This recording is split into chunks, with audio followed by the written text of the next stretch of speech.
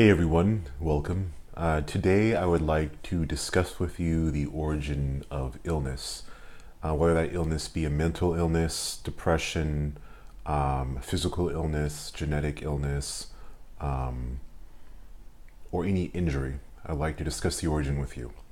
Now, this is something very interesting, and I invite you to have an open mind as I'm going to share this information with you. I have, for many, many years, past 10 years, I've been really trying to find an alternative way to look at this and possibly another explanation. And as far as I can tell, this is the most accurate. The origin of all illness is in the subconscious mind. Now, before you guys say, well, how do you explain disease, accidents, yada, yada, I'm going to get to that. I just need your patience. All right. Now, I first discovered this idea with Dolores Cannon. She was one of my first mentors. And it really opened a lot of doors for me to understand that truly trauma trapped in the subconscious mind originates in disease and illness and injury. Now, this trauma can get there either from something someone says to you, society, a negative belief, a negative thought pattern that you're doing that doesn't serve you. It could even be something from a past life that you've carried on that affects you. But whatever it is, it starts in the subconscious mind and then it manifests itself physically. And the most interesting thing about this is that the type of illness you have, 99.9% of the time, will actually give you a clue as to what is the origin of the subconscious problem. Like, for instance, many people with lower back pains tend to have financial concerns. People with shoulder injuries or pains tend to have concern about having the weight of the world on their shoulders. People with vision problems have beliefs where they don't want to see something. People who are constipated tend to hold things in from trauma or fear, you know?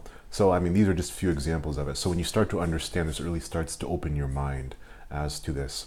So when you do this, either using quantum healing or a subliminal, both of those share the common denominator that you are targeting the subconscious mind and you are releasing the beliefs or the fears or the traumas, getting rid of them, clearing them, and then replacing it with something that's more in alignment.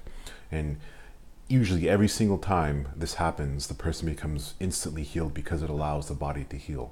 Now, when people have a problem with their subconscious, they create injury and disease in different ways. One of them is that they will suppress their immune system at a certain extent, which will allow the disease to come. Another way is they will block energy flow, which hence affects the immune system in a certain part of their body. They will also do something in their diet or their lifestyle change on a subconscious level to help assist and create that illness. So perhaps they will be attracted to a certain drug or foods that will initiate or speed up the illness.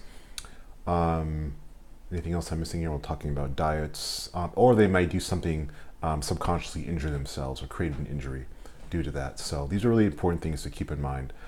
So when you're using quantum healing or subconscious subliminals, essentially what you're doing is you are addressing the subconscious problems and you are erasing them and fixing them.